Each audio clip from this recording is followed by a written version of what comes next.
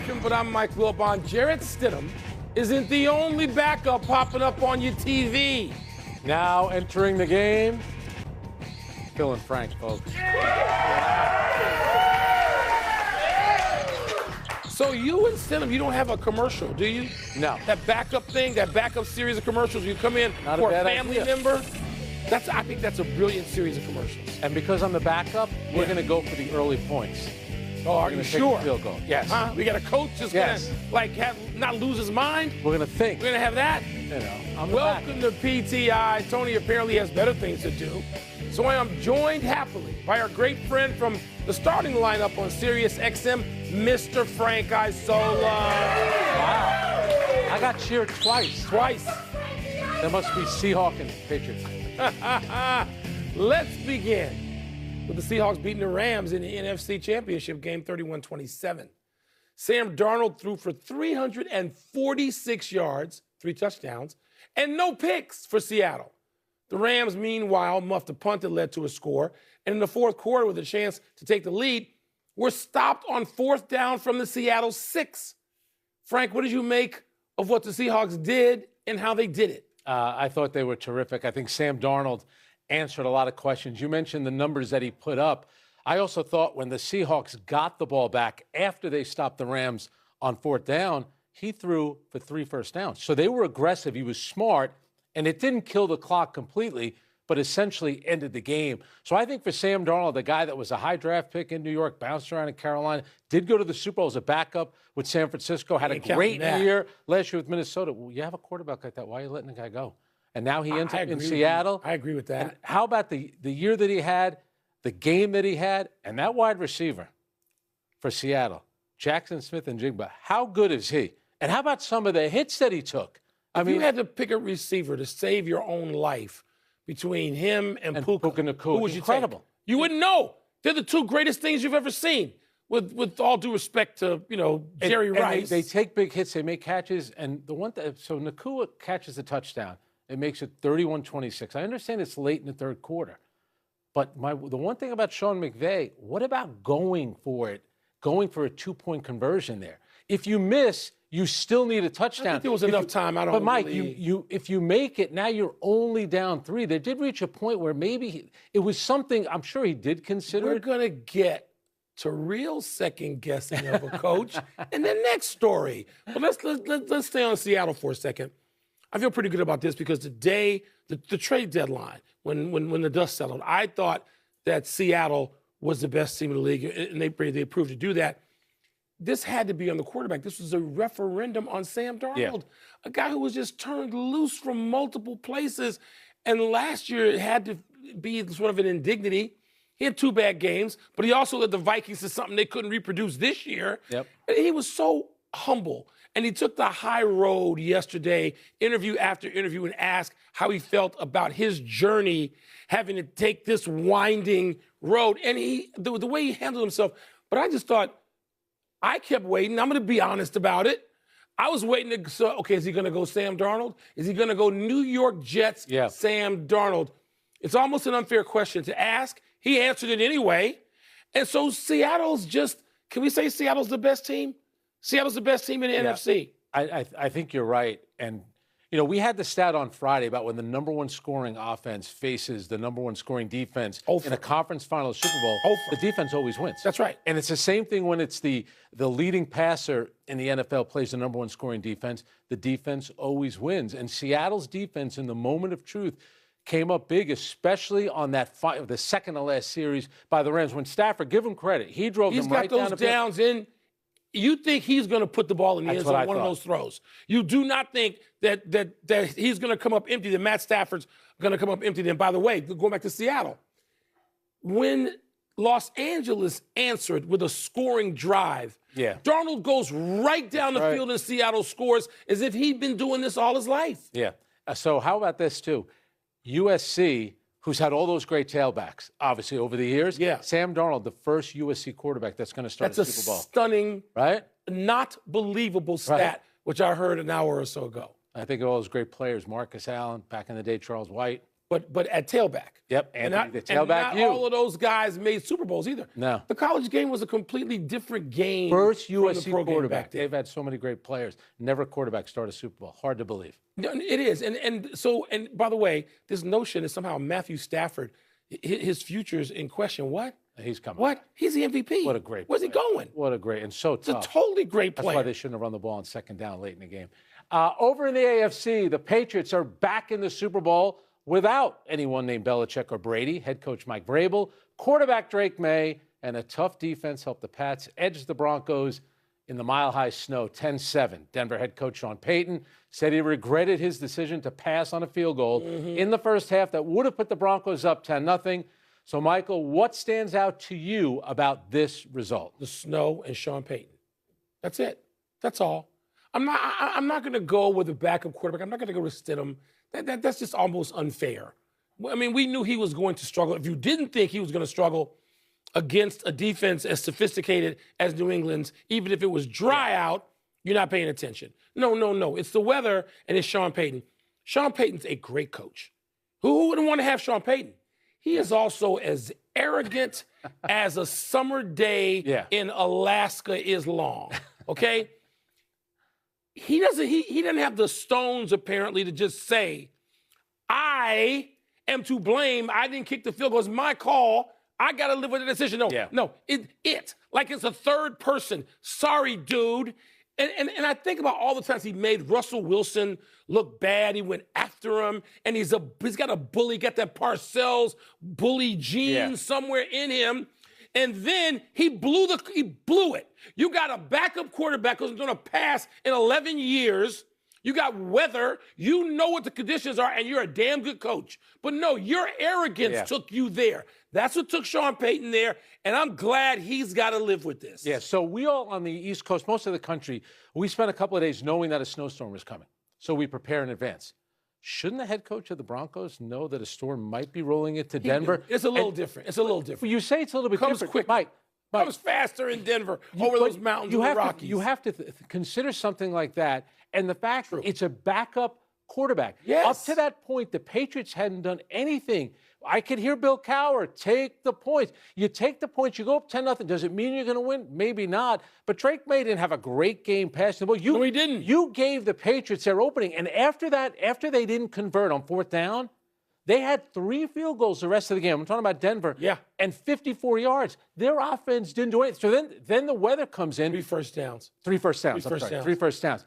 Then if you look at what happened to the Patriots, Drake May, the biggest plays that he made, Mike, were with his feet. Exactly. And his head. He scored a touchdown after, which would have been a crime if they didn't score, because why are the referees blowing the play dead? Let the play out. What is that? That's ridiculous. Not enough discussion he scored about on that either. He converted a 4th and 1. He had the 28-yard scramble, and then how about the bootleg at the end of the game?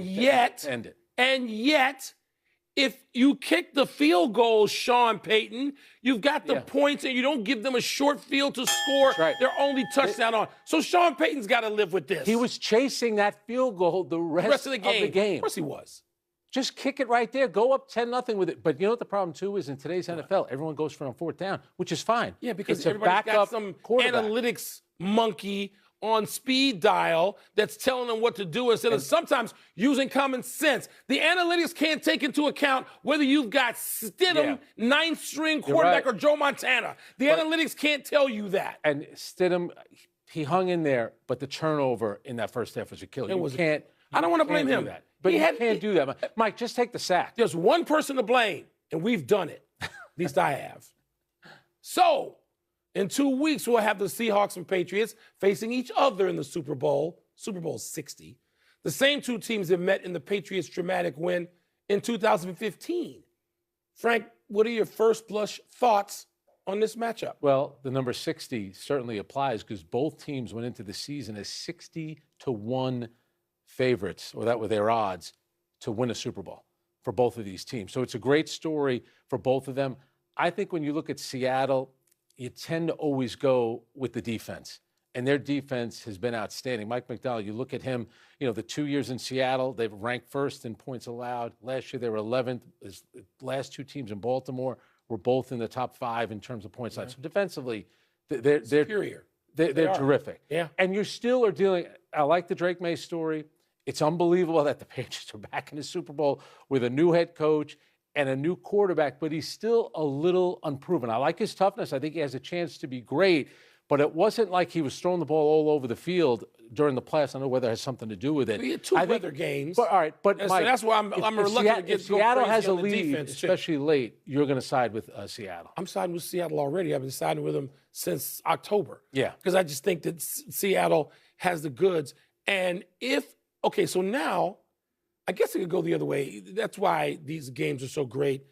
But Sam Darnold, if you feel that all these questions are behind you, and you can just go in with a clear head, and you've got these 2 weeks, and let these coaches, let this staff that you praised, so I thought it was very genuine when he talked yesterday post-game about the teammates and the staff of coaches that sort of propped him back up, given his journey and given the bumps in the road. So if you're Sam Darnold, do you ever go into a game more confident than you go into the Super Bowl, given what you've just come off of to get your team there? I don't think so. And you have that defense. How about New England? 9-0 on the road. Everyone's, their schedule is that hard. You still had to go to Buffalo to win. Yeah, You still had to go to Denver to on win the road. an Wins AFC are championship big game. no matter what. And I know quarterbacks were it's not baseball pitchers, but Drake May, he's played in 3 playoff wins. That's as many as Lamar Jackson. It's 1 more than Dak Prescott. He's accomplished a lot in just his second year in the NFL. We're taking a break. When we come back, what's the word for the Steelers' hiring of Mike McCarthy as their next head coach? And will injuries to Giannis Antetokounmpo, Ja Morant, and Jonathan Kuminga keep them from being traded? Sean Payton just texted he wants to talk to you. Yeah, let him. Let him. I'd like to. He should have kicked. He's not calling too many people, okay? Because he knows he's wrong. He's wrong. He knows it. He's a great coach. Time for the viewers to honor us with their emails. Let's get the first one, Frank. I'm going to read it to you if I can get it open. Mail time. Mail time. First email.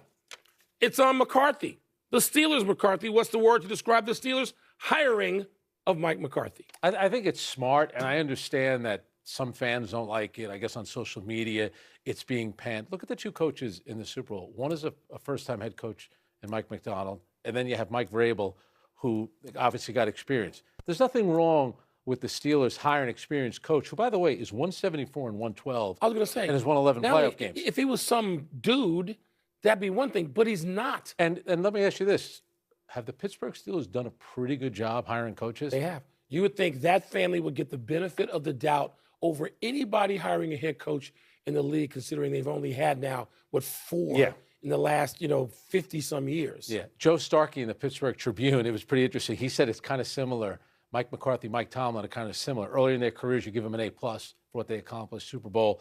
Maybe the latter years, a C+, which is fine. But, Mike McCarthy had some good years in Dallas. Yes, he got a little unlucky in the playoffs. I thought he did a pretty good job developing the quarterback. Now, he did have Aaron Rodgers in Green Bay, way. but Aaron Rodgers, he might even be on the team next year. I'd have another word if Mike McCarthy hooks up with Aaron Rodgers again, this time in Pittsburgh.